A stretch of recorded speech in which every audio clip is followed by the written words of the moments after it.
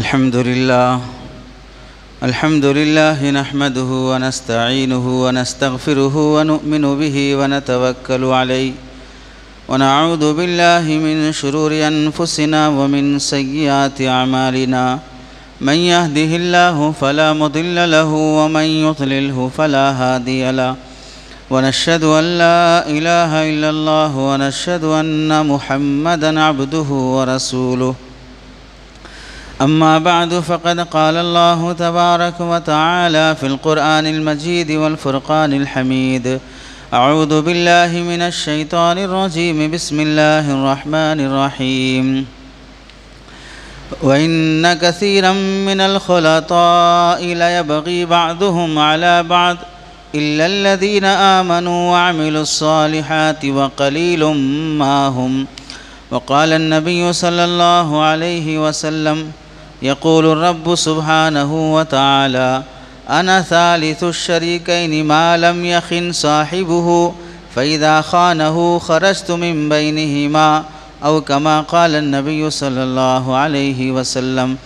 अल्लाहुम्मा सल्लि अला सय्यिदिना मुहम्मदिन व अला आलि सय्यिदिना मुहम्मदिन व बारिक व सल्लिम। अल्लाहुम्मा सल्लि अला सय्यिदिना मुहम्मदिन व अला आलि सय्यिदिना मुहम्मदिन व बारिक व सल्लिम। अल्लाहुम्मा सल्लि अला सय्यिदिना मुहम्मदिन व अला आलि सय्यिदिना मुहम्मदिन व बारिक व सल्लिम। मेरे मोहतरम अज़ीज़ों, बुज़ुर्गों और दोस्तों, कुरान मजीद की आयत और हदीस पाक की रोशनी में आप हज़रात के सामने जो बात अर्ज़ करनी है वो हमारी ज़िंदगी के मामलात से मुताल्लिक़ है। मामला क्या है? हम में से हर आदमी हुनरमंद नहीं होता और हर आदमी मालदार नहीं होता। किसी आदमी के पास कमाने का फ़न है, काम करने का हुनर है, लेकिन उसके पास पैसा नहीं है। और किसी आदमी के पास कमाने का फ़न और हुनर नहीं है, लेकिन उसके पास पैसा बहुत है। तो अब ज़रूरत होती है पैसे वाले को कि उसका पैसा लेकर कोई कमाने वाला मिले ताकि उसको भी नफ़ा हो और इसको भी नफ़ा हो। और ऐसे ही हुनर वाले को ज़रूरत होती है कि कोई उसे पैसे दे, उस पर कोई इन्वेस्टमेंट करे तो वो पैसे लेकर कुछ कमाए और जिसका पैसा है उसको भी कुछ प्रॉफिट दे और ख़ुद भी कुछ उस पैसे से कमाए। इसे आम तौर से मार्केट में पार्टनरशिप कहते हैं। इस्लामी इस्तिलाह में इसे अक़्द मुज़ारबत कहते हैं कि एक आदमी की मेहनत है, दूसरे आदमी का पैसा है, दोनों पार्टनरशिप में बिज़नेस कर रहे हैं और प्रॉफिट परसेंटेज के हिसाब से फ़िक्स है। तो इस तरह की तिजारत शरीयत की नज़र में और फिर हम लोगों की तरफ से होने वाली गफलत और कोताहियाँ, इस मुताल्लिक़ कुछ बात आज अर्ज़ करनी है। कुरान मजीद में अल्लाह रब्बुल इज़्ज़त इरशाद फरमाते हैं, व इन्न कसीरम मिनल खुलता, बहुत से वो लोग जो आपस में शरीक हैं, लयबग़ी बअदुहुम अला बअद, एक दूसरे पर ज़ियादती करना शुरू कर देते हैं। बहुत से वो लोग जो आपस में शरीक हैं, पार्टनर हैं, साथ काम करते हैं, लेकिन एक आदमी दूसरे आदमी पर ज़ियादती कर देता, जुल्म कर देता, फ़्रॉड कर देता है।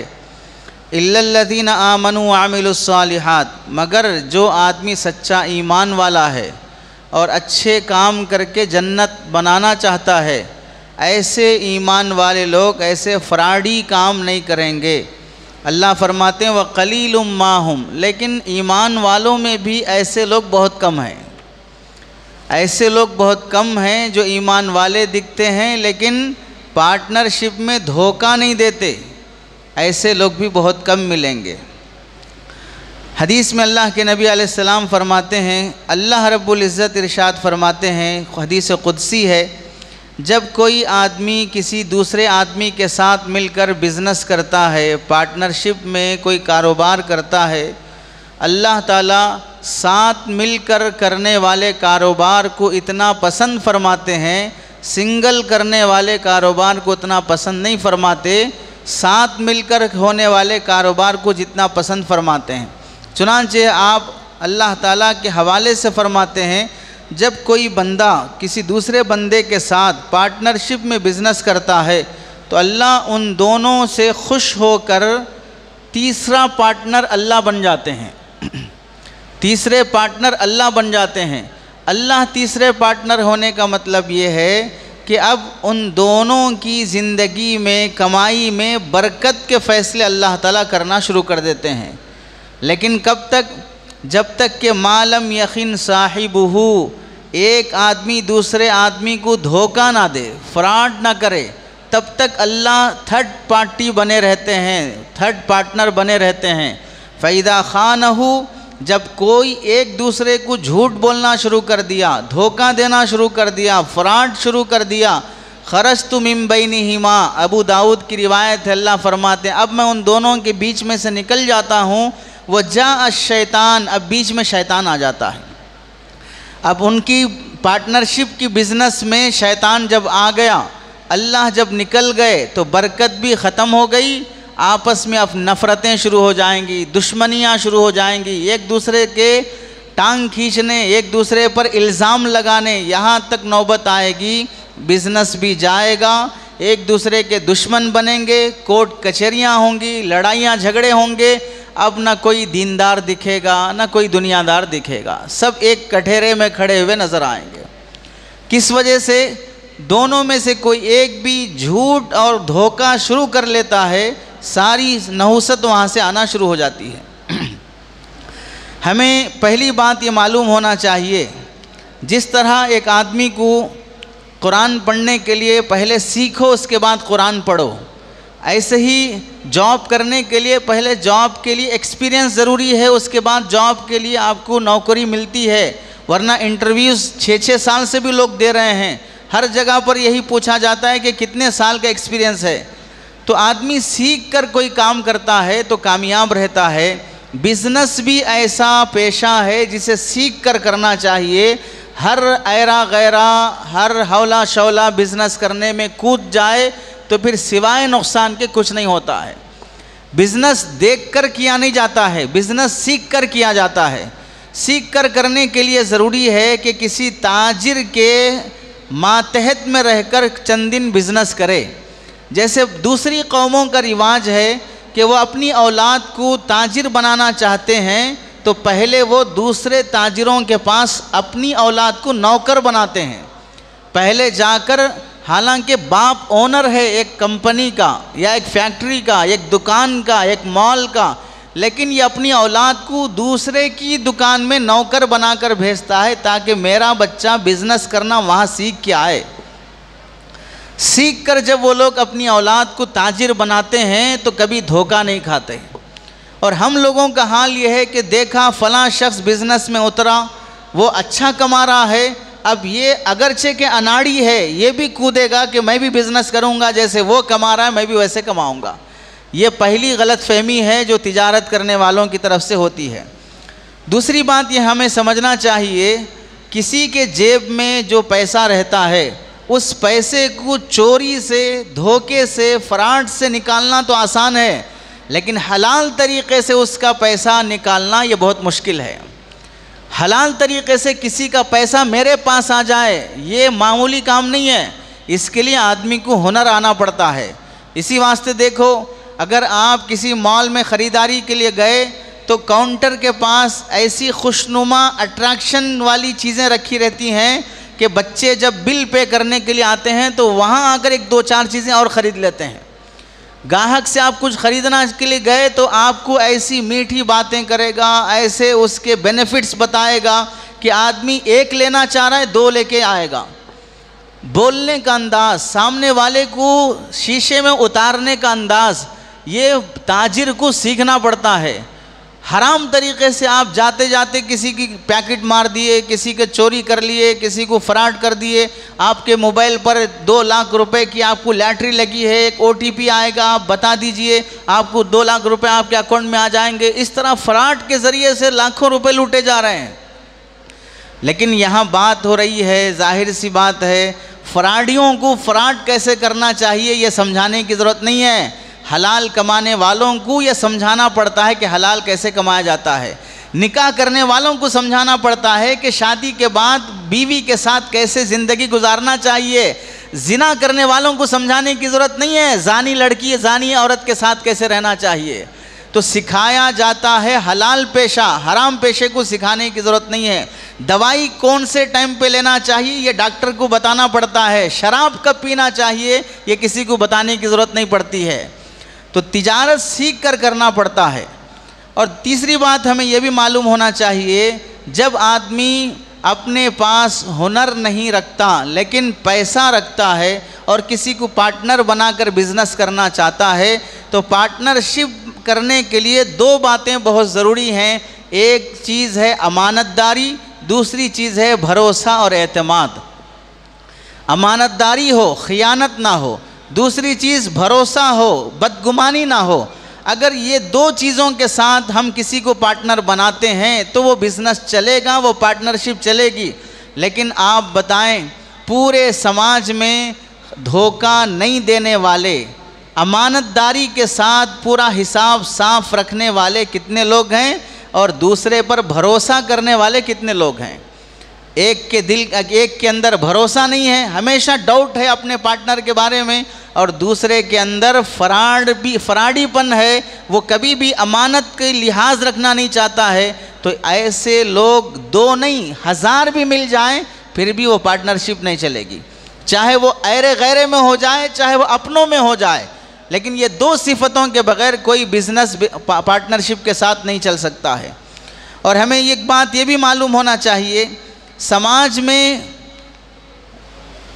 रिस्क लेने वाले लोग बहुत कम हैं, हाँ इंटरेस्ट लेने वाले लोग बहुत ज़्यादा हैं।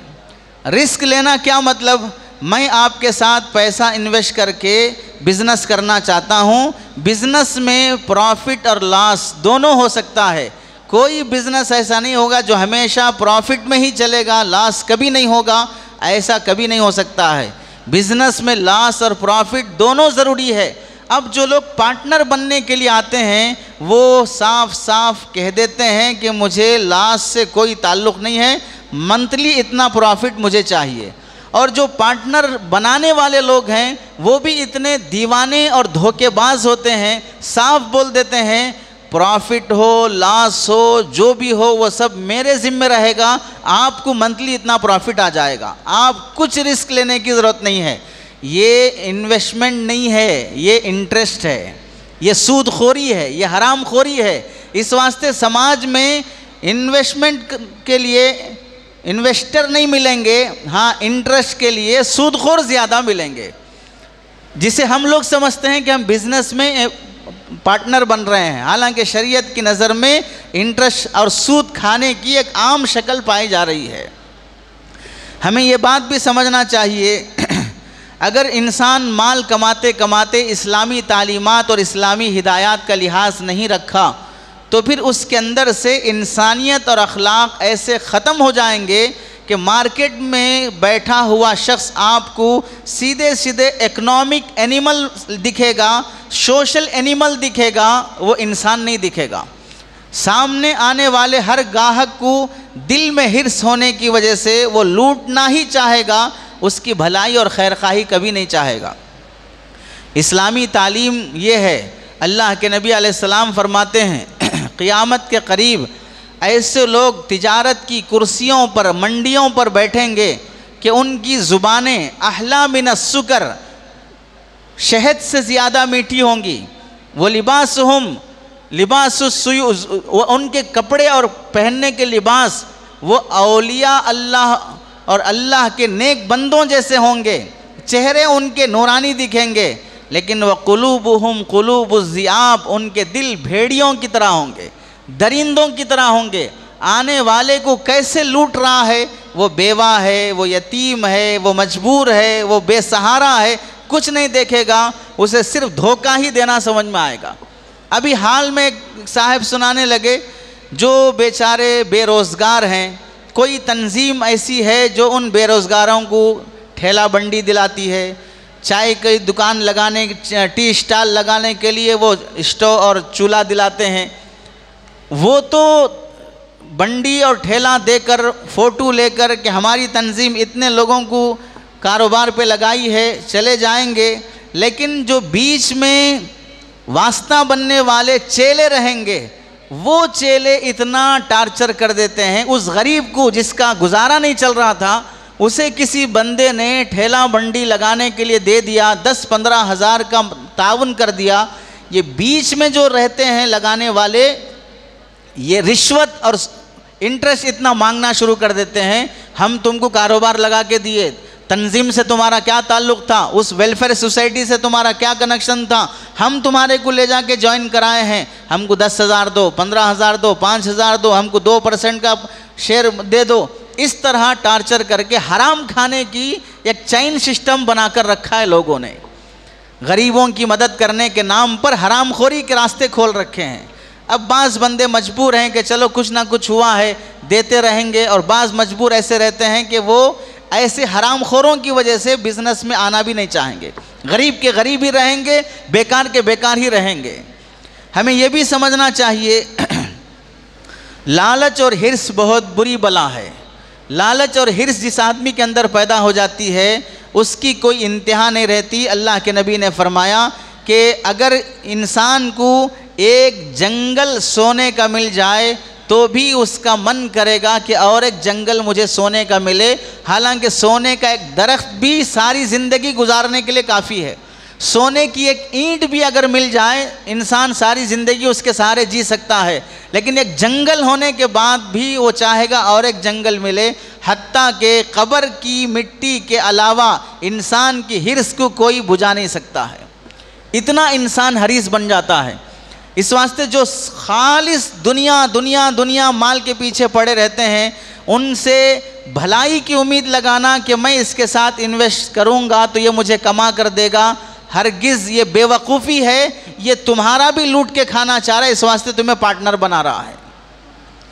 और हमें यह भी मालूम होना चाहिए जो लोग अल्लाह की तालीमात और इस्लामी अहकामात को छोड़कर पैसा कमाने में दिलचस्पी लेते हैं, उन्हें याद रख लेना चाहिए कि जो पैसा हलाल हराम की तमीज़ के बग़ैर हमारी ज़िंदगी में आता है, उस पैसे से घर में दौलत और राहत नहीं आती है, उस पैसे से नहूसत और बीमारियां आती हैं। जो अल्लाह के अहकामात के बग़ैर कमाया गया है, जो इस्लामी तालीमात और शरीयत के मुताबिक कमाया जाता है, उस पैसे में अल्लाह ताला राहत और बरकत रखते हैं। कमाने वालों को इस्लामी तालीमात का लिहाज रखना चाहिए। माल की कसरत ज़रूरी नहीं है, माल की बरकत ज़रूरी है। ज़्यादा माल होना ज़रूरी नहीं है, जितना माल है उस माल में हमारी ज़िंदगी का गुजारा चल जाए, ये बहुत ज़्यादा ज़रूरी है। लोग समझते हैं ज़्यादा मालदार होना बहुत अच्छी बात है, और ये बात ये भी हमें याद रखना चाहिए, हलाल और हराम कभी दोनों बराबर नहीं हो सकते। बीवी और रखेल कभी बराबर नहीं हो सकते, जायज़ और नाजायज़ कभी बराबर नहीं हो सकते, बकरी और सूअर कभी बराबर नहीं हो सकते, शरबत और शराब कभी बराबर नहीं हो सकते। अल्लाह ने एक में बरकत रखी है, दूसरे में नहूसत रखी है। ऐसे ही हलाल तरीक़े से जो कमाई होगी उसमें बरकत रखी है। झूठ धोखा खियानत नाजायज़ तरीक़े से जो कमाई होगी, चाहे वो कोई भी कमाए, और कमाने के बाद बाज़ होशियार लोगों का नज़रिया ऐसा है, हराम कमाओ, कमाने के बाद थोड़ा बहुत सदका कर दो तो ये पूरा पाक हो जाएगा, ये पूरा पाक हो जाएगा। ये ऐसा नहीं है कि कुएं में अगर चूहा गिर गया 20 डोल पानी निकाल दो बाकी सब पाक हो जाएगा। ये ऐसा पाक होने वाला मसला नहीं है। पाकी पाकी है, नापाकी नापाकी है। अगर किसी आदमी के मटके में एक ख़तरा भी पेशाब का गिर जाए, ख़तरा छोटा है मटका बड़ा है, लेकिन पूरा मटका नापाक और हराम का हो जाएगा। अब वो जहाँ जहाँ जाएगा उस मटके का पानी, वहाँ सब नहुसत आएगी। मसलन अगर उस मटके के पानी से खुद पानी पिया बीमार होगा, दरख्तों को पानी दिया उस दरख्त से फसल नहीं होगी, औलाद को पिलाया औलाद नाफरमान बन जाएगी, अगर बिज़नेस में लगाया बिज़नेस ठप पड़ जाएगा। जहाँ जहाँ भी हराम आ जाएगा वो हराम जिस जिस नाली में जाएगा वो नाली बर्बाद करके रहेगा। इस वास्ते हमें समझना चाहिए, एक वो आदमी है जो जिम करने के बाद अपने पैक्स बनाया है, डम्बल्स उठाकर वो उठ बैठ करके आदमी अपना चेस्ट भी बनाया और फिर पेट भी बनाया और अपने बाजू भी बनाया, ये सब वो जो मेहनत से बना है। और दूसरा वो आदमी है जिसे गली के कुत्तों ने काट लिया तो यहाँ से फूक गया, यहाँ से फूल गया, यहाँ से फूल गया, तो ये भी दिखने में दिख रहा है बहुत फूला हुआ आदमी है। ये बीमारी का सूजन है, ये वर्जिश और वर्कआउट का कमाल नहीं है। बीमारी के सूजन का फ़र्क और वर्कआउट के फूलने का और मजबूत होने, स्ट्रांग होने का फ़र्क अलग होता है। हलाल हराम में बिल्कुल यही फ़र्क है। जिस तरह बकरी मुसलमानों के लिए हलाल है, वैसे खिंजीर मुसलमानों के लिए हराम है। अगर कोई आदमी खिंजीर को बिस्मिल्लाह पढ़कर काटेगा तो भी हलाल नहीं होगा, शराब को बिस्मिल्लाह पढ़ के पिएगा तो भी हलाल नहीं होगी, बल्कि बिस्मिल्लाह पढ़ के पीने वाला काफिर हो जाएगा। क्योंकि हलाल को हराम बनाने की अथॉरिटी तुम अपने आप क्यों समझ रहे हो कि मैं खुद से किसी चीज़ को किसी हराम को हलाल बना सकता हूँ। इसलिए कमाने में हलाल और हराम की तमीज़ बहुत ज़्यादा ज़रूरी है। और एक बात हमें यह भी याद रखनी चाहिए, कमाई का वो थोड़ा पैसा जो हमारी ज़िंदगी के गुजारे के लिए काफ़ी हो जाए, ये बेहतर है उस ज़्यादा पैसे से जिस पैसे के बाद हम अल्लाह के नाफरमान और बागी बन जाएं। कलीलुन मा यकफ़ी का खैरुम मिम्मा युल्ही का, वो थोड़ा माल जो तुम्हें नेकी की तरफ ले जाए ये बेहतर है उस ज़्यादा माल से जो तुम्हें अल्लाह का नाफरमान बना दे। इसी वास्ते किसी बुज़ुर्ग ने कहा, बड़ी अच्छी बात कही, यब्न आदम इंदक मा यकफ़ीक, ऐ इंसान तुम्हें जीने के लिए जितना चाहिए वो तुम्हारे पास है। वन ततलुबु मा युदगी का, लेकिन तुम चाहते हो इतनी दौलत मिले कि जिससे तुम शरकश और नाफरमान बन जाओ, जिससे तुम फ़िरऔन और कारून बन जाओ, इतनी दौलत तुम चाहते हो। ला बिक़लीलिन तक़ना वला मिन कसीरिन तशबा, ना जितना तुम्हें मिला है उस पर शुक्रगुजारी की तौफीक अब तक नहीं मिली, और अगर ज़्यादा मिल गया तो भी तुम्हारा पेट नहीं भरा। जितना मिला उस पर शुक्रगुजारी नहीं हुई और ज़्यादा भी आ गया तो भी पेट नहीं भरा। इंसान के हिर्स की चूँकि कोई इंतहा नहीं होती है। और एक आखिरी बात ये भी हमें इन ज़ाब्तों के तहत में समझना चाहिए, जिस तरह हम अपने इलाज मुआलजे के लिए डॉक्टर तय करते हैं, पेट का मरीज़ है फ़लाँ डॉक्टर के पास, हार्ट पेशेंट है फ़लाँ डॉक्टर के पास, स्किन पेशेंट है फ़लाँ डॉक्टर के पास, ऐसे ही अपने अपने बीमारियों के लिए डॉक्टर मुतयन करते हैं। ऐसे ही अपने मसाइल के लिए उलमा और मुफ्तियान इकराम को मुतयन करके रखो कि ये मसला हम उन मुफ्ती साहब के पास हल करेंगे। अगर जान की फ़िक्र है डॉक्टर की मानेगा, ईमान की फ़िक्र है मुफ्ती साहब की मानेगा, अगर जान की फ़िक्र नहीं है डॉक्टर की नहीं माना, कब्रस्तान आबाद होगा।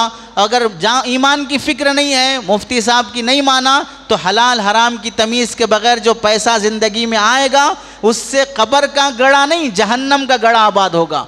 जो लुक़मा हराम का हलक से नीचे उतर जाता है वो जिस्म नापाक होने के बाद, हदीस में अल्लाह के नबी फरमाते हैं, अगर तुम ये पहने हुए कपड़े में 100 रुपये में अगर तुमने ये कपड़ा ख़रीदा, 90 रुपये तुमने हलाल कमाई से कमाए, 10 रुपये तुमने हराम से कमाए और इसमें लगाया, ये कपड़ा जब तक तुम्हारे बदन पर रहेगा एक नमाज भी कबूल नहीं होगी, एक दुआ भी कबूल नहीं होगी।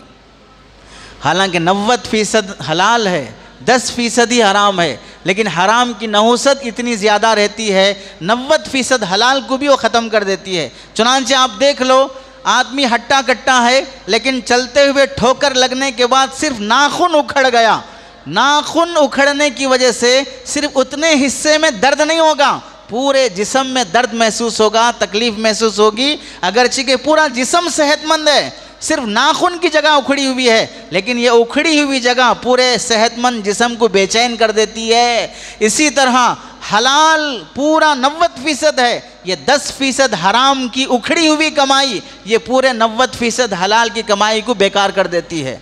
इस वास्ते हलाल फूक फूक कर हासिल करने की कोशिश करना चाहिए।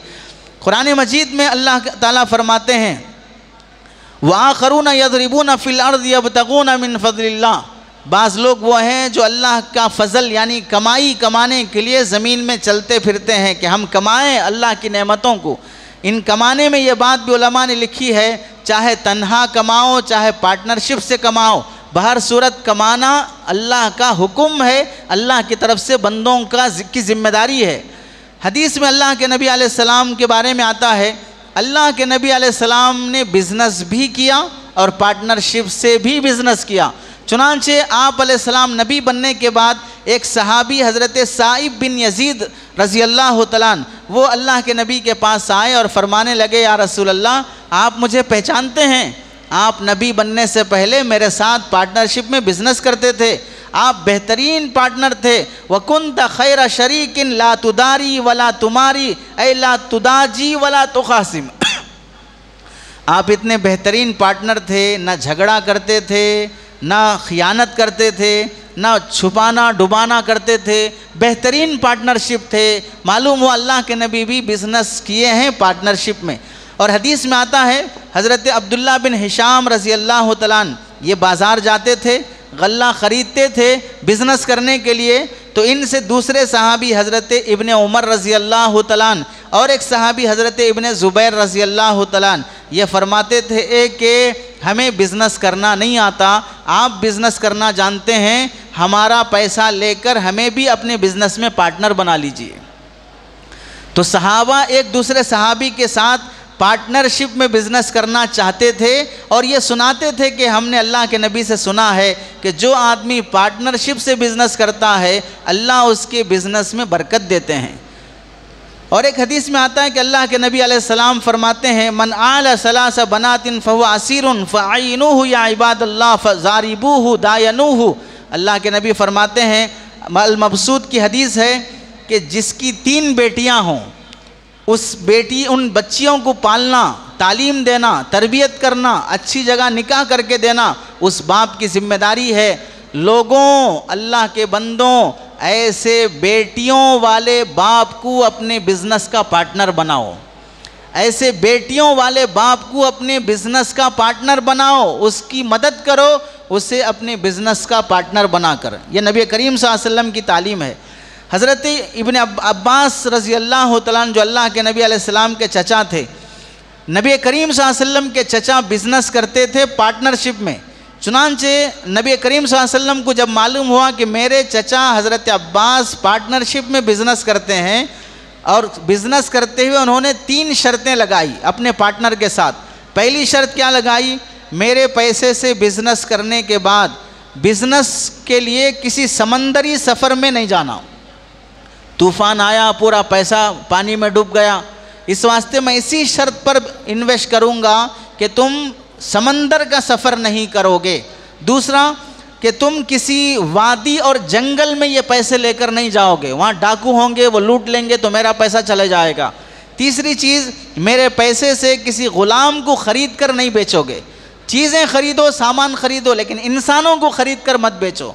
अल्लाह के नबी अलैहिस्सलाम को जब इन 3 बातों का पता चला तो अल्लाह के नबी खुश होकर दुआ दिए कि बिज़नेस में पार्टनर बनने वाला अपने हिसाब के शर्त लगा सकता है जिससे ना इसको नुकसान है ना उसको नुकसान है, ना इसका नफ़ा है ना उसका नफ़ा है, पब्लिक का नफ़ा है और अपनी ज़ात का नफ़ा है कि माल हमारा हलाक ना हो जाए और नुकसान ना हो जाए।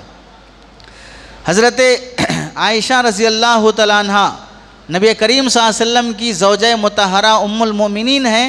अपने पास लोगों को जमा शुदा सरमाया पार्टनरशिप के तौर पर देते थे कि मेरा पैसा लेकर बिज़नेस करो, उसमें जितना परसेंटेज से प्रॉफिट हो सकता है मुझे दो। अम्मी जान हज़रत आयशा रज़ी अल्लाह तआला अन्हा भी बिज़नेस करती थी पार्टनरशिप में।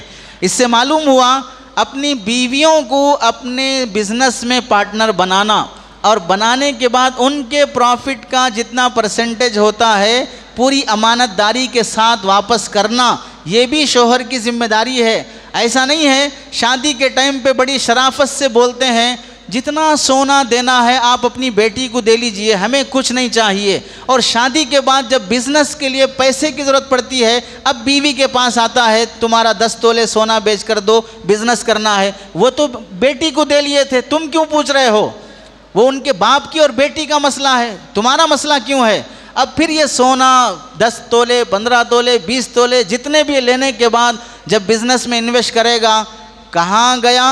कितना आया, अब उसका कोई हिसाब नहीं, कुछ पूछने वाला नहीं। ना शोहर ये समझता है मेरा हक है बीवी से लेकर बिजनेस में लगाना, बीवी को ये हक नहीं बनता कि वो ये पूछे कि मेरा पैसा 10 लाख लेकर आप इन्वेस्ट किए थे कहाँ चला गया, कितना प्रॉफिट आया। अगर बीवी पूछ लेगी तो खुला तलाक की नौबत आ जाएगी, छोड़ने की नौबत आ जाएगी।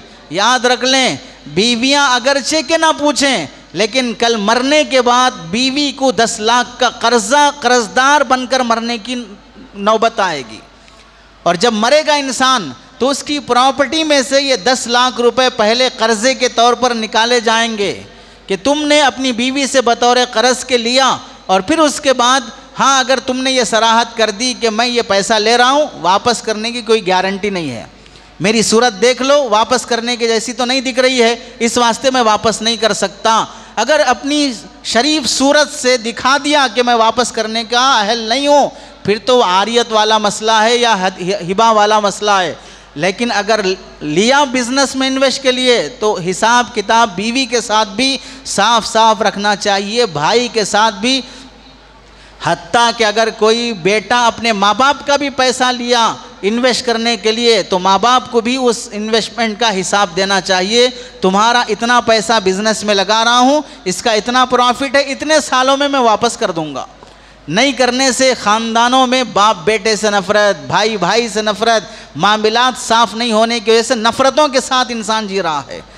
हज़रत उमर रज़ी अल्लाह तआला अन्हु के बारे में आता है, आपके 2 बेटे थे, अब्दुल्ला और उबैदुल्ला। ये दोनों भी बिज़नेस पार्टनरशिप के साथ करने को बहुत पसंद फरमाते थे। और जो यतीम बच्चे हैं, यतीम उनके माँ बाप इंतकाल हो गए, उन्होंने वरासत में कोई पैसा छोड़ा, अल्लाह के नबी अलैहिस्सलाम फरमाते हैं यतीम बच्चों के पैसे को उनके जो वाली हैं, ज़िम्मेदार हैं, पार्टनरशिप में लेकर उनके पैसे को बढ़ाओ। चुनांचे हज़रत उमर रज़ी अल्लाह तआला यदफ़उ माल अल यतीम मुज़ारबतन अला मा रुविया मुहम्मद रवा मुहम्मद, कि हज़रत उमर रज़ी अल्लाह तआला यतीम बच्चों का माल पार्टनरशिप में लगाकर उनके बच्चों के माल को बढ़ा कर देते थे। ऐसा नहीं कि भाई का इंतकाल हो गया, भतीजे यतीम हो गए, अब चचा खुद गुंडा बन गया, ताया खुद गुंडा बन गया, मामू खुद गुंडा बन गया, फला खुद गुंडा बन गया, अपने ही ख़ानदान को लूट के खाने वाले बन गए। ये तालीम इस्लाम ने नहीं दी है। हमें एक बात ये भी मालूम होना चाहिए, पार्टनरशिप में बिज़नेस करने के लिए अल्लाह के नबी ने जो फरमाया, एक अमानतदारी ज़रूरी, दूसरा भरोसा और एतमाद ज़रूरी है। आज के ज़माने में जो लोग तिजारत करते हैं उनमें ये दोनों तरह की चीज़ें नहीं पाई जाती हैं। इसकी वजह से जितने लोग पार्टनरशिप में बिज़नेस कर रहे हैं 90% रिपोर्ट्स ये हैं, हर जगह पर झगड़े, नफ़रतें, एक दूसरे को धोखा देना, एक दूसरे को लूटना, यही पाया जा रहा है।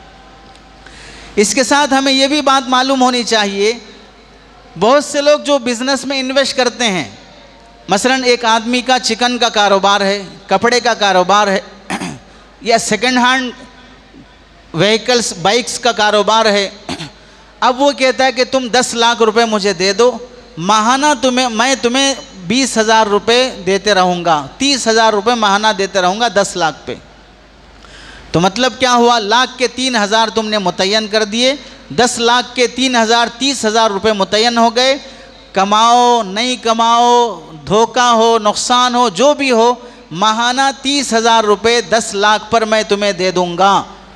इस तरह फिक्स अमाउंट के साथ किसी को भी अपना पैसा देना हराम है, नाजायज़ है, सूद है, इंटरेस्ट है। अल्लाह के नबी अलैहिस्सलाम ने जो फरमाया कि सूद का 1 रुपया भी खाना माँ के साथ 30 मरतबा से ज़ायद मुँह काला करने के बराबर गुनाह होता है, वो हराम का गुनाह इस तरह के पार्टनरशिप में भी आएगा।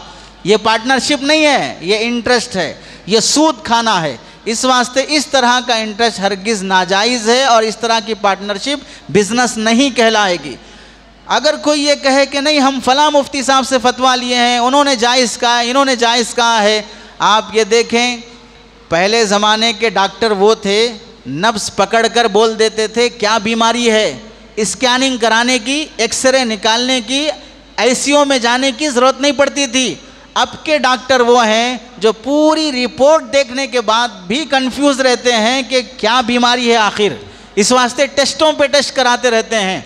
बिल्कुल इसी तरह उलमा के पास भी जाओगे तो जो मसले की शक्ल घुमा फिरा कर बोलोगे, मैं ऐसा नहीं ऐसा कर रहा हूँ, ऐसा नहीं ऐसा कर रहा हूँ, तो मुफ्ती साहब की जिम्मेदारी ये होती है जैसा बोल रहा है उसे सुनकर उसका जवाब दे दो। अंदर क्या कर रहा है हम उसके मुकल्लफ नहीं है, वो हलाल हराम उसके और अल्लाह के बीच में है। तो मुफ्ती साहब को पूरा मसला नहीं सुनाया, सिर्फ अपने मतलब का सुनाया, तो फिर जाहिर सी बात है अपने मतलब का सुनाकर हलाल का फतवा लेने से इंदल्लाह भी वो हलाल नहीं होगा, वो अल्लाह के नज़दीक हराम ही रहेगा। मुफ्ती साहब को धोखा देने से हराम हलाल नहीं हो जाएगा, हराम हराम ही रहेगा। ये कहा जाएगा कि मुफ्ती साहब ने गलत फतवा दिया है या मुफ्ती साहब के सामने गलत मसला बताया गया है, इस वास्ते मुफ्ती साहब ने गलत फहमी में वो मसला बताया है, वरना अगर रियलिटी बताई जाती तो फिर ऐसा मसला नहीं होता। इस वास्ते याद रख लेना चाहिए, फतवा अगर मसला गलत भी ले लिया तो हराम चीज़ हलाल नहीं हो जाएगी। मसलन अगर किसी ने खिंजीर को बकरी की खाल पहना कर लाया और मौल साहब को दिखाकर बोला मौल साहब इसे काट कर खाए तो हलाल होगा। अब मौल साहब तो खाल देख रहे हैं, बकरी की खाल दिख रही है, तो मौल साहब ने कहा कि हाँ ये तो बकरी है, खा सकते हैं। अब उसके बाद खाल हटा दिया, अब खिंजीर है उसे काट रहा है और मार्केट में बेच रहा है और उससे खा रहा है, तो जाहिर सी बात है मौल साहब ने जब मसला बताया तो वो बकरी देख कर बताएं, खिंजीर देख के नहीं बताए हैं। उस वक्त हलाल जो था वो देख के बताएं, अंदर का हराम देख के मौल साहब ने फतवा नहीं दिया है। हमारी दूसरी गलती ये होती है, जो लोग कमाना चाहते हैं, हमारे नौजवानों में अक्सर व बेशतर ऐसे लोग हैं कि नवाब तो दुनिया से चले गए लेकिन नादान किस्म की नवाबगिरी बाकी रह गई है। यानी हेड़ा हिलेगा नहीं, अपनी जगह से उठेगा नहीं, जहाँ बैठा वहीं रहेगा। बाप से कुछ पैसा वरासत में मिला या ससुराल से कुछ पैसा खैरात में मिला, अब वो पैसा जो जोड़ा जहेज़ में मिला है उसे किसी बिज़नेस में लगाकर पार्टनर के हवाले करके ये स्लीपिंग पार्टनर बनना चाहेगा और दूसरे को वर्किंग पार्टनर बनाकर वो मेहनत करते रहेगा 24 घंटे, और जनाब जो सो रहे हैं नवाब साहब, इनको मंथली इनके अकाउंट में प्रॉफिट पहुंच जाएगा। ऐसे तसव्वुर के साथ जो लोग पार्टनर बनना चाहते हैं वो दुनिया के हौले नंबर 1 अपनी पेशानी पे लिख लें, बेवकूफ़ नंबर 1 लिख लें। इस वास्ते कि कोई शख्स ऐसा नहीं है कि जो पैसा लेने के बाद पूरी शराफत के साथ कमा कर मंथली प्रॉफिट अकाउंट में भेज दे, कोई नहीं है। जो भी मार्केट में आया है कमा कर अपनी प्रॉपर्टी बनाने के लिए आया है, दूसरे को प्रॉपर्टी बना कर देने के लिए कोई मार्केट में नहीं आया है। अब हम ये समझते हैं कि हम उसे हवाले कर देंगे तो वो कमा कर प्रॉपर्टी हमको बना कर देगा। चुनांचे ऐसी गलत फहमी के चक्कर में हमारी ये गलत फहमी है। दूसरी जो गलत फहमी ये है, बहुत से लोग ये समझते हैं दुनिया हौलों से भरी हुई है। एक ही उल्लू काफ़ी था बर्बाद गुलिस्तां के लिए, एक ही उल्लू काफ़ी था बर्बाद गुलिस्तां के लिए, हर शाख पे उल्लू बैठा है, अंजाम गुलिस्तां क्या होगा। हर घर में एक हौला मिलेगा, हर दुकान पे एक बेवकूफ़ मिलेगा, जिसको चाहे हम टोपी डाल सकते हैं। इस वास्ते इसको बोलो खाली पैसे रख ले के क्या करते, मेरे साथ इन्वेस्ट करो, मंथली 10,000, 15,000, 20,000, 25,000, हरे बाग दिखाएगा, हरी घास दिखाएगा, ग्रीन सिटी दिखाएगा, उसके बाद 6 महीने के बाद कब्रस्तान दिखाएगा, सब ख़त्म। बोलेगा जो था मेरा भी लुट गया, तुम्हारे तो 5 ही लाख लिया, मेरे 25 लाख थे, सब लुट गए, कुछ नहीं कर सकता। और हम भी इतने नादान हैं, वो जो प्रॉफिट दिखा रहा है वो सुनने के लिए बड़े शौक़ से सुनेंगे, ये नहीं पूछेंगे कमाओगे कहाँ से, बिजनेस है कहाँ पर। इंडिया में 85 करोड़ लोग राशन के चावल पर गुजारा कर रहे हैं। 85 करोड़ लोग, 140 करोड़, 140 करोड़ का पॉपुलेशन इंडिया में है, उनमें से 80 करोड़ से ज़ायद लोग राशन के चावल पे, राशन कार्ड के चावल पे गुजारा कर रहे हैं। तो आप बताओ संपत्ति किसके पास है? चंद गिने चुने लोगों के पास रह गई है। और तुम कहाँ से इतना कमा कर मुझे प्रॉफिट दे पाओगे, जबकि गवर्नमेंट खुद नहीं दे सक रही है। कई बैंकों का दिवालिया निकल रहा है, कई हज़ारों करोड़ के मोदी लेके वो क्या बोलते हैं, कई अजीब अजीब नाम के लोग, नेहरू मोदी फलां, ये मोदी, ये 1000 15,000 फलां हज़ार करोड़ के लोग लेके भाग रहे हैं। बैंकों से इंटरेस्ट लेकर, लोन लेकर, तो कहाँ से कमा कर दोगे? नौकरियां नहीं मिल रही, जॉब नहीं मिल रही, महंगाई बढ़ती जा रही है। लेकिन हमारी नादानी यह है कि इन्वेस्ट कर दो, भरोसा है, भरोसा है। चुनांचे देखिए इस भरोसे के चक्कर में कितना लोगों ने नुकसान उठाया। नंबर एक, अभी शायद ये कंपनी नहीं है, पहले 2-4 साल पहले थी, अग्री गोल्ड के नाम से कंपनी थी जो चाय और कॉफ़ी का पत्ता और दूसरी चीज़ें ये फ़रोख्त किया करती थी। इस कंपनी को लोगों ने जो इन्वेस्ट किया कि आप माहाना 1800, 500, 2000 रुपये देते रहो, 5 साल देने के बाद आपको ज़िंदगी भर के लिए माहाना 5000, 7000 रुपये आपके अकाउंट में आते रहेंगे। और अगर आप मर भी गए तो आपकी औलाद को आती रहेगी। 1640 करोड़ का फ्रॉड किया इस कंपनी ने। 1640 करोड़ का फ्रॉड हुआ इस कंपनी ने किया। और 2006 से लेकर 2015 तक ये कंपनी चली और 8,41,616 अफराद 1640 करोड़ रुपयों का धोखा खाकर आखिर किसी को एक पैसा भी वापस नहीं मिला। ऐसे ही नफ़े की उम्मीद पर एक और कंपनी जिसमें लोगों ने इन्वेस्ट किया, 15 कंपनियों का गवर्नमेंट ने, टाइम्स ऑफ इंडिया में रिपोर्ट आई, इंडिया की 15 कंपनियां जो फराडी हैं और हज़ारों लोग उसमें इन्वेस्ट करते हैं और लोग इसी उम्मीद पर इन्वेस्ट करते हैं कि हमें मंथली पैसा कुछ ना कुछ आते रहेगा।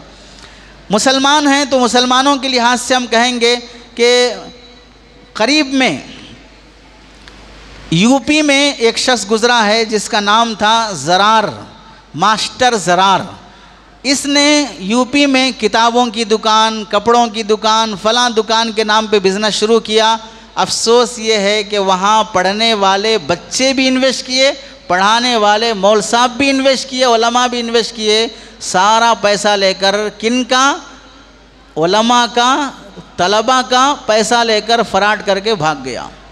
लाखों रुपए का धोखा हुआ दीनदार और नेक लोगों को दीन के नाम पर नेक चेहरा दिखाकर। इसके अलावा 1998 में 1998 में एक कंपनी शुरू हुई डॉक्टर नौहीरा शेख की, हीरा गोल्ड के नाम से। बहुत से हीरे यहाँ भी बैठे होंगे जो हीरा गोल्ड में इन्वेस्ट किए हैं, और बास तो वो हीरे भी हैं जिन्होंने अपना घर बेचकर उसमें इन्वेस्ट किया कि माहाना आपको इतने रुपए आ जाएंगे। हीरा भी गया, कोहिनूर भी गया, गोल्ड भी गया, मिट्टी और चुप्पा हाथ में आया, कुछ नहीं मिला हाथ को। केस हुए, को पुलिस स्टेशन गए, फलां हुए। जिसके पास करोड़ों रुपए की मालियत आ जाती है वो वकील भी ख़रीदेगी, जज भी ख़रीदेगा, लायर भी ख़रीदेगा, पुलिस भी ख़रीदेगा। हम कुछ भी ख़रीद नहीं सकते। पैजामा ख़रीद के ढंग का पहन लिए तो बस है, जुमा के दिन ढंग की टोपी ख़रीद के पहन लिए तो बस है, खैरात की टोपी पहनने के बजाय। तो अपने पैसे जो बड़ी बड़ी कंपनियों में इन्वेस्ट करके समझते हैं कि हमें माहाना करट से प्रॉफिट आ जाएगा, ये बेवकूफ़ी और नादानी है। चुनांचे इसने 1989 से लेकर 2018 तक तकरीबन 20 साल इसने बिज़नेस किया। कहीं पर गोल्ड का बिज़नेस, कहीं पर हीरों का बिज़नेस, कहीं पर कपड़ों का, कहीं पर पत्थर का। 100 करोड़ से ज़ायद इसने कमाए और उसके बाद 50,000 लोगों को धोखा देकर ख़त्म चली गई। अब नाम और निशान नहीं है, कोई इससे वसूल भी नहीं कर सकता। किसी ने किया हो तो किया होगा, किसी को मिला हो तो मिला होगा, लेकिन हमें नहीं मालूम। जिसको मिला है वो खुश हो जाए, जिसको नहीं मिला वो भी खुश हो जाए कि कम ही लुटा है, ज़्यादा नहीं लुटा है। लुटने के बाद ज़िंदा रहा, ये भी बहुत बड़ी बात है। लुटने के बाद सुसाइड कर लेता तो क्या होता, बच्चे यतीम और बीवी बेवा हो जाती। और तीसरी कंपनी है IMA, ये पड़ोस बेंगलुरु की कंपनी थी। ये भी, इसमें भी तकरीबन इमाम साहब, मुअज्जिन साहब, मुफ्ती साहब, मौलाना साहब, कई सांप डाले और वो सांप बहुत अजदहा था, सब निगल के चला गया।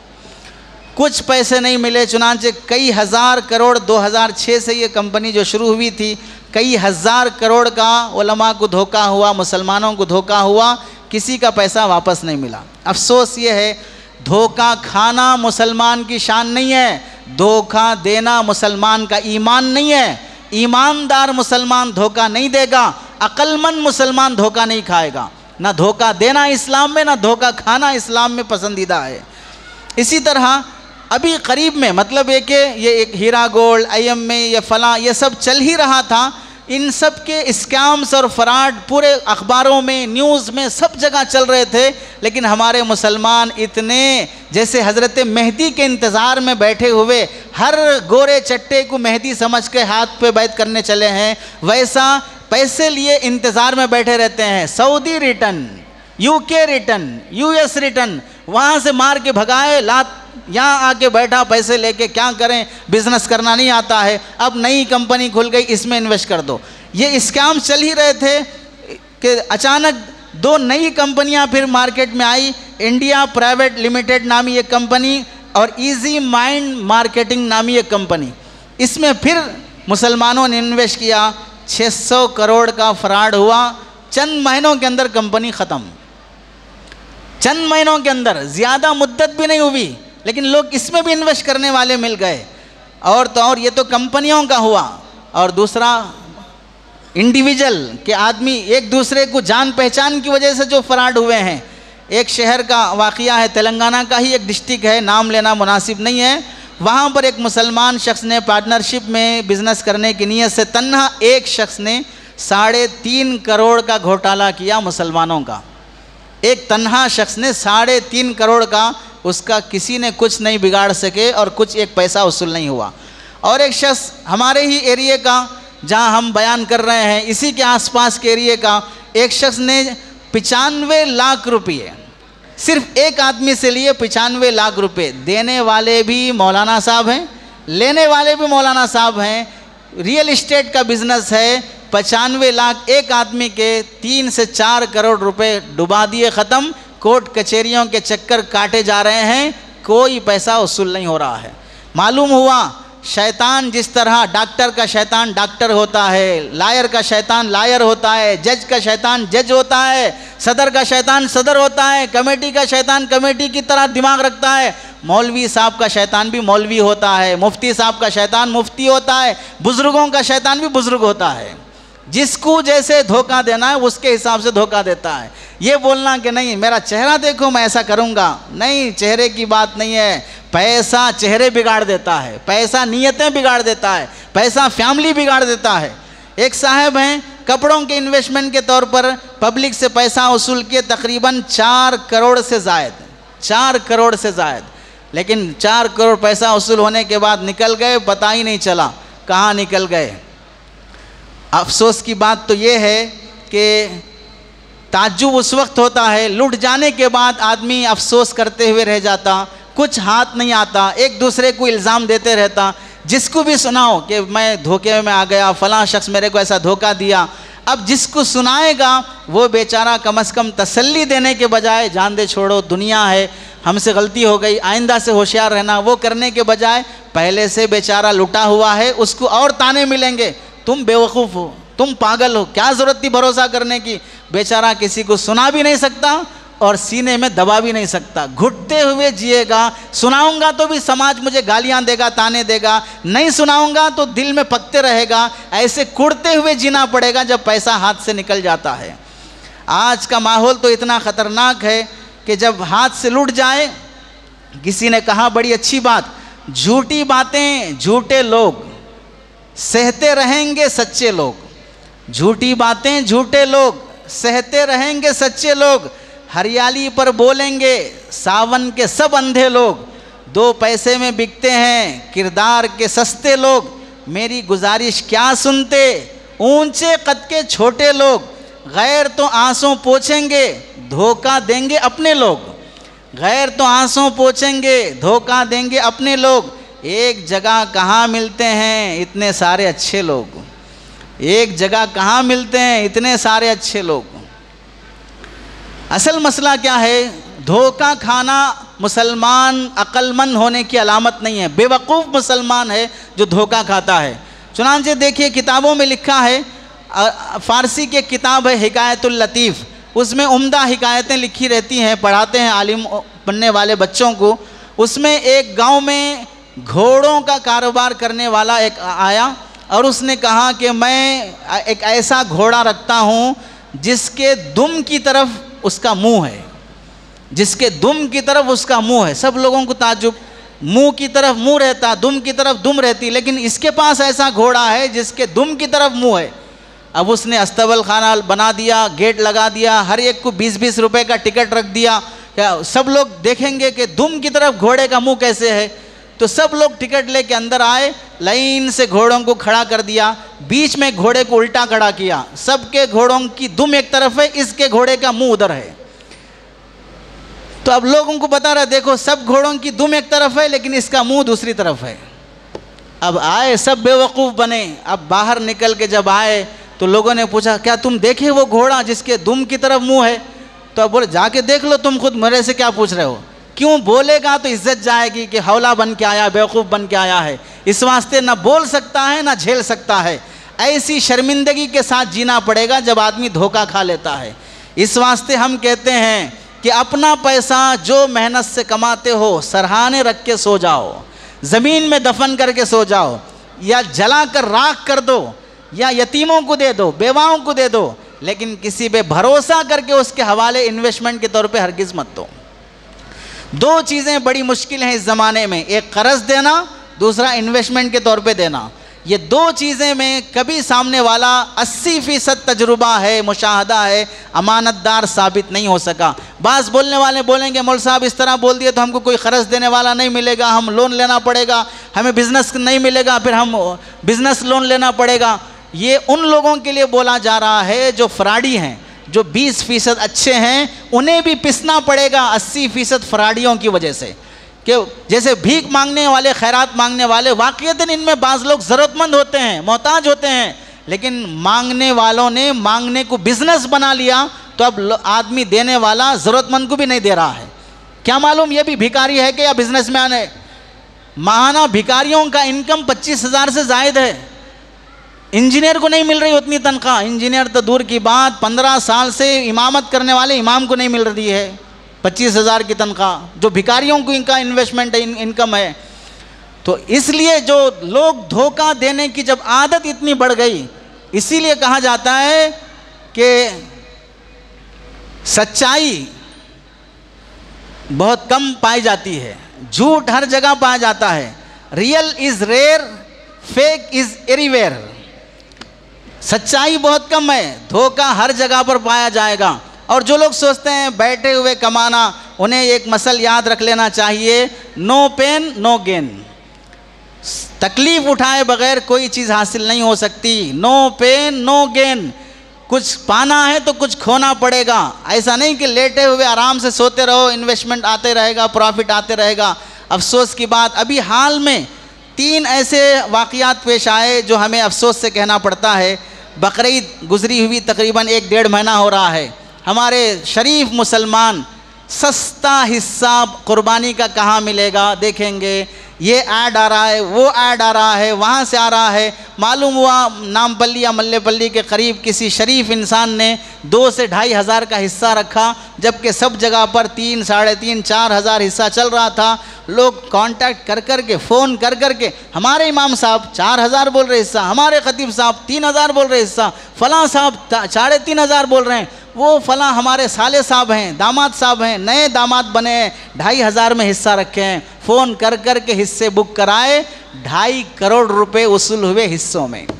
2.5 करोड़ रुपए कुर्बानी का दिन आने के बाद कॉल कर रहे हैं, कोई फ़ोन नहीं लग रहा है, हिस्से के इंतज़ार में बैठे हैं। गोश्त का हिस्से का गोश्त नहीं, एक छितड़ा भी, बिल्ली का छितड़ा भी ख्वाब में नहीं दिख रहा है।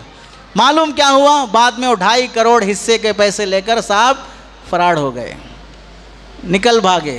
क्या मालूम हुआ, अल्लाह के बंदों, जब मालूम है गोल्ड कितना चल रहा है, तोला 70 हज़ार के करीब चल रहा है। अब अगर मार्केट में कोई आके बोला 40 हज़ार में मैं तुमको गोल्ड दिलाऊंगा, तो वहीं बेवकूफ़ समझना चाहिए। जब पूरे इंडिया में कहीं पर 50 हज़ार को नहीं मिल रहा, ये 40 हज़ार से कहाँ से दिलवाएगा? क्या इसके बाप ने सोने की कान खोद के रखी है जो दिलाएगा?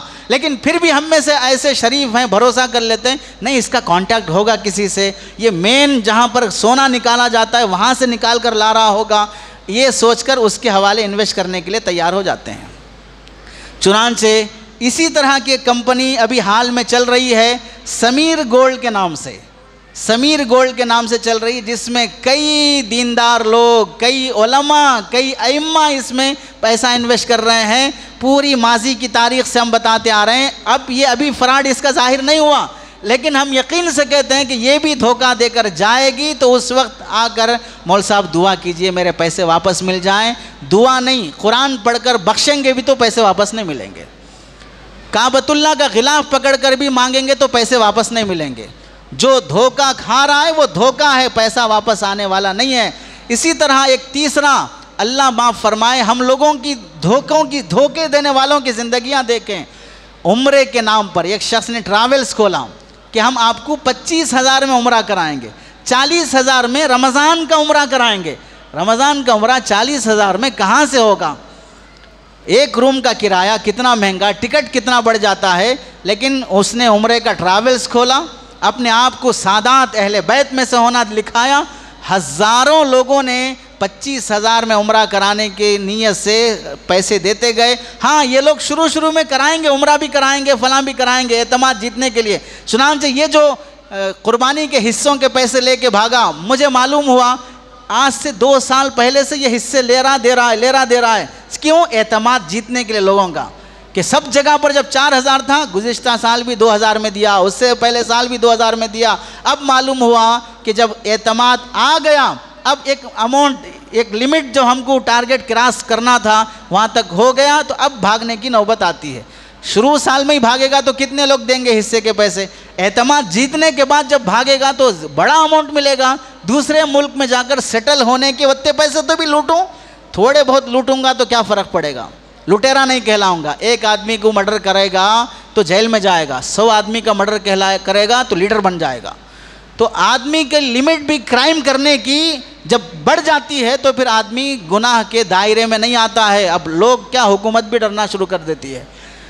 चुनांचे उम्रा ट्रैवल्स खोलकर लोगों को उम्रा कराने की नीयत से धोखा दिया और लोग हज़ारों रुपए उसके साथ इन्वेस्ट किए, ना उम्रा हुआ, ना काबतुल्लाह की ज़ियारत हुई, घर में लगे फ़ोटो का ही दीदार करते करते सो गए। ना काबा दिखा, ना हरम शरीफ दिखा। इसलिए अल्लाह के बंदों, हम कहते हैं अपने आप पर भरोसा करो, बिलीव इन यूर सेल्फ। अपने आप पर भरोसा करो, खुद मैदान में आओ, जो हो सकता है करो। दूसरे पे भरोसा करने वाला नादान और बेवकूफ़ है। कर्ज़ा अगर कोई मांगे, अपनी तरफ से जितना खैरात हो सकता है दे दो। अगर कर्ज़ा ही देना है, इस नीयत से दो कि वापस मुझे लेना नहीं है, चूँकि मेरी उम्र हज़रत नूह अलैहिस्सलाम की उतनी नहीं है कि वापस ले सकूँ, और ना मुझे उतना सब्र है जो हज़रत अय्यूब अलैहिस्सलाम को था कि मैं सब्र कर सकूँ। मैं इतना सब्र भी नहीं कर सकता, इतनी लंबी उम्र पा भी नहीं सकता कि इससे कर्ज़ा वसूल कर सकूँ। जब आप अगर सेविंग अकाउंट खुलाते हैं या बैंक में एफडी कराते हैं, बैंक आपको एफडी कराने पर 3% इंटरेस्ट देता है, 1% देता है, कहीं कहीं पर 7%, 8% देता है। तो कौन आदमी है जो आपको 40% प्रॉफिट दे दे? जब बैंक नहीं दे सकता और बैंक के डॉक्यूमेंट्स इतने मजबूत होते हैं, अगर आप नहीं देंगे तो आपकी नस्ल से वसूल करेगी बैंक। हत्ता कि बैंक का डॉक्यूमेंट्स इतना मजबूत होता कि अगर आप लोन भी लेने के लिए गए, आप अगर लोन लेना नहीं है लेकिन जो प्रॉपर्टी मुझे ख़रीदना है वो प्रॉपर्टी सही है या फेक है, वो मालूम करने के लिए वो प्रॉपर्टी के कागजात अगर आप बैंक को दे दिए, बैंक अगर उन कागजात की बुनियाद पर लोन दे रहा है तो मालूम है कि वो प्रॉपर्टी सही है। अगर वो रिजेक्ट कर रहा है तो मालूम है कि वो प्रॉपर्टी गलत है, बैंक उसे एक्सेप्ट नहीं कर रहा है। इतना मजबूत सर्किल रखने वाला बैंक भी 5 से 7% से ज़्यादा इंटरेस्ट नहीं देता, तो कोई भी पार्टनरशिप रखने वाला 40%, 30% कहाँ से दे देगा?